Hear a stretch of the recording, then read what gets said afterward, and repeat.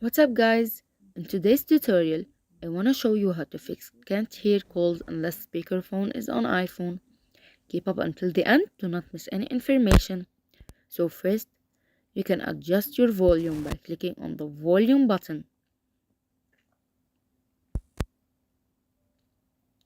Second, you can go to Bluetooth to see if anything is connected.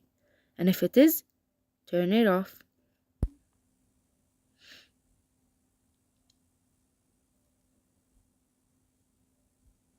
Third, adjust your ringtone volume by clicking on the ringtone button, and if silent mode is on, then remove it.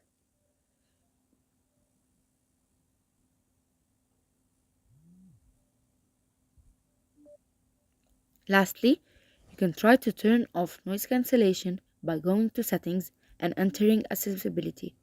Scroll down and click on audiovisual. If you have the noise cancellation turned on, then turn it off.